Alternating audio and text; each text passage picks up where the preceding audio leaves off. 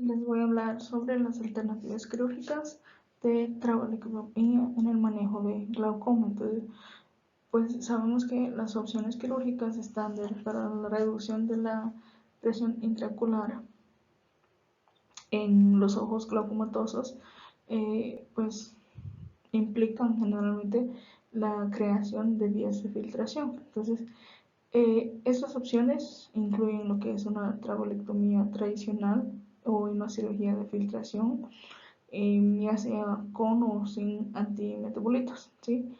Y también una variedad de diapositivas de drenaje en glaucoma. Entonces, ahorita lo que les voy a presentar un poquito sobre las alternativas quirúrgicas que también optimicen las vías de salida del humor mucoso, ¿verdad? Algunas opciones más recientes que se asocian con una recuperación postoperatoria más corta, hay menos complicaciones y menos eh, gravedad para los pacientes. Primero tenemos las diapositivas de derivación de malla trabecular, iniciando con el stent de microbypass trabecular o iStent, cómo se puede o cómo se ejemplifica en esta imagen a la par. Entonces, este diapositivo es insertado a través de la malla trabecular y en el canal de Schlemm para evitar así la resistencia focal de la malla yuxtacanicular en el sitio de implantación. Y esto facilita la salida del humor convencional hacia el canal de Schlemm, ¿verdad? Y crea un gradiente de presión que permite una mayor salida hacia los canales colectores y las venas episclerales.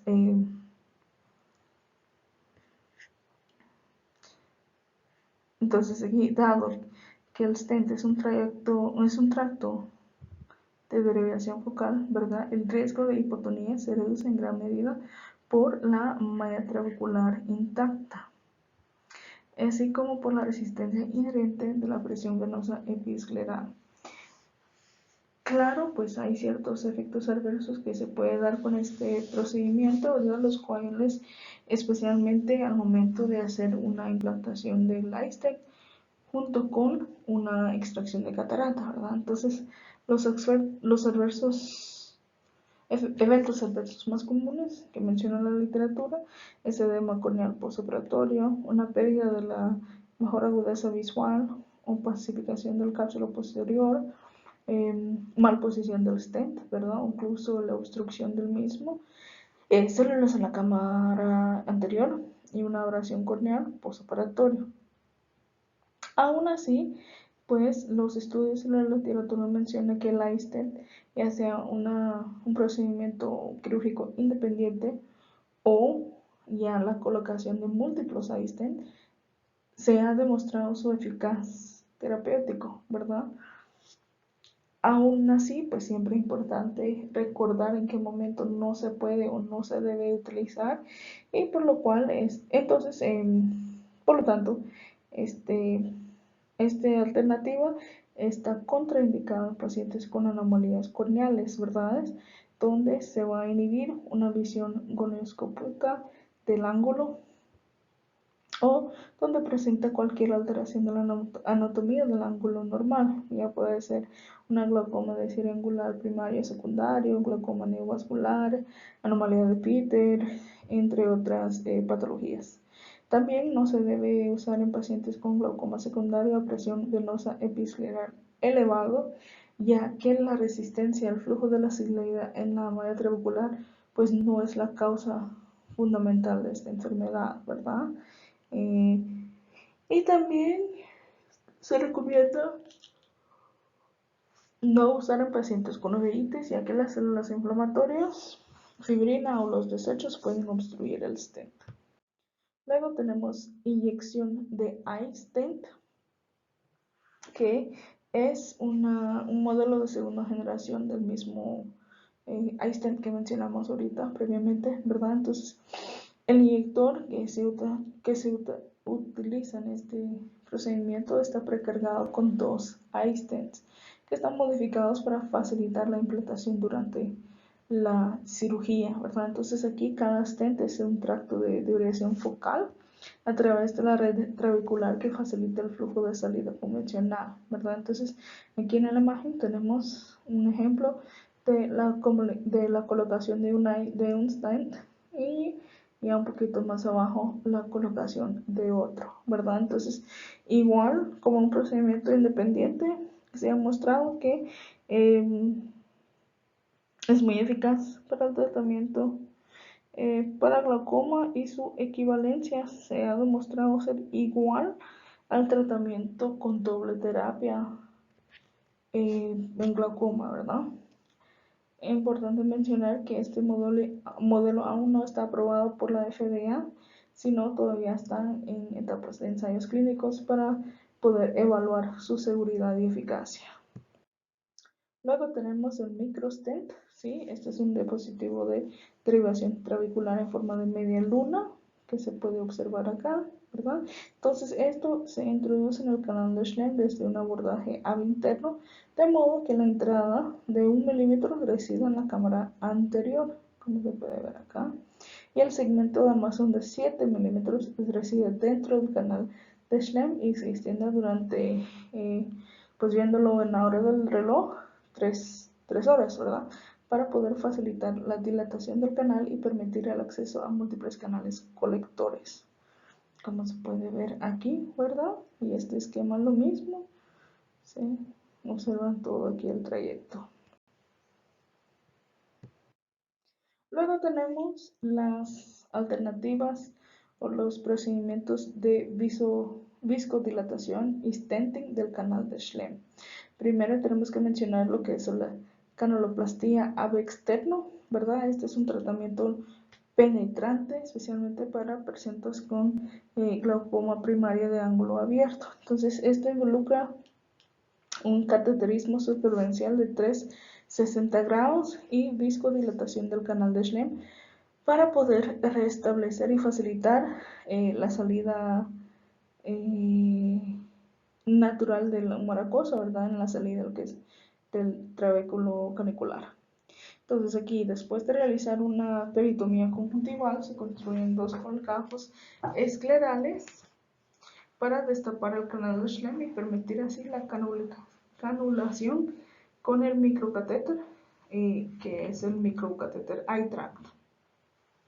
Aquí, a medida que se va retirando el catéter, en el momento también se va a ir inyectando el viscoelástico y así se va dilatando el canal y se pasa también una sutura de prolene a través del canal, se atea con suficiente tensión para poder abrir eso. Las complicaciones que menciona la literatura es una ifema, pico transitorios de presión intraoculares arriba de 30, especialmente en el momento inmediato postoperatorio, y también una hipotonía. Luego tenemos el que es el canaloplastía ab interno, ¿verdad? Aquí pues es una modificación de la cirugía original, la que acabamos de mencionar, donde se viscodilata el canal utilizando el mismo microcatéter, pero se realiza bajo una gonoscopía intraoperatoria y también con abordaje ab interno. Entonces aquí el microcatéter iTract se introduce en el ojo a través de una pequeña incisión corneal transparente, ¿verdad? Como se puede observar aquí en este esquema, y luego se introduce el canal de Schlemm a través de una incisión de gonotomía de 1 milímetro en la malla trabecular. El iTract se retira lentamente al mismo tiempo que se está realizando la viscodilatación. Aquí sí no se usa una sutura de tensión.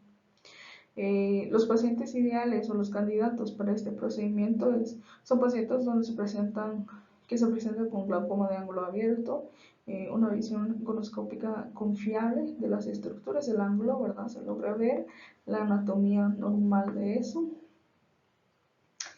Y pues esta categoría o por lo general se encuentra en pacientes con diagnosis de ángulo abierto primario, glaucoma juvenil, pacientes con antecedentes de trabeculoplastia láser selectiva o de láser de argón, también pacientes con antecedentes de cirugía de implante. Contraindicaciones para este procedimiento es glaucoma neovascular, glaucoma crónico primario y secundario de ángulo cerrado, traumático o pacientes con una presión venosa prescleral elevada. Luego tenemos lo que es el disco 360. ¿Sí? Pues, es un diapositivo que facilita la discodilatación del canal de Schlemm. Y aquí, pues, las estructuras angulares se visualizan con boroscopía intraoperatorio. La cirugía se realiza a través de una incisión limbal en la córnea clara, ¿verdad? Y esto, pues, se ejemplifica aquí en esta fotografía de la par. Entonces, aquí la cánula de acero inoxidable, ¿verdad? Se introduce en la cámara anterior y perfora la red trabecular para poder así crear un sitio de incisión de gonotomía. Luego se introduce el microcatéter de polimétero de 40 milímetros en el canal de Schlemm y a medida que se retrae, se dispensa al mismo tiempo el viscoelástico para tratar y se cubre el 180 grados de todo el canal. Luego se va a rotar el diapositivo para poder tratar los otros dos cuadrantes restantes. Tenemos también lo que es el trabectoma, y este es un instrumento quirúrgico que realiza ab interno electrocauterización de la malla trabecular. Por lo general tiene tres funciones: irrigación, aspiración y electrocauterización. Aquí, pues, durante la cirugía, las estructuras angulares se visualizan con monoscopía intraoperatoria y la pieza de mano se introduce en el ojo a través de una incisión corneal transparente. A medida que el instrumento se acerca al cuadrante nasal, la punta de la placa de pie perfora la malla trabecular para poder ingresar al canal de Schlemm y los tejidos se tratan utilizando ráfagas cortas de electrocauterio de alta frecuencia. Aquí tenemos un ejemplo, ¿verdad?, de los diferentes puntos o diferentes instrumentos.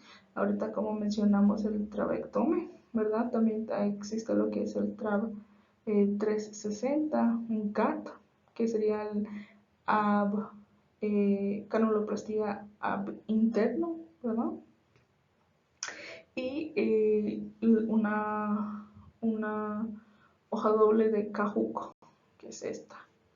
Y hablando de esto, pues este es un bisturí oftálmico que facilita la incisión sectorial y la extracción de la malla trabecular a través de una pequeña incisión corneal, ¿verdad? Siempre bajo una gonoscopía intraoperatoria. Entonces, esta gonotomía modificada se ofrece como un procedimiento ab interno mínimamente invasivo para el tratamiento quirúrgico de una variedad de los diferentes tipos de glaucomas.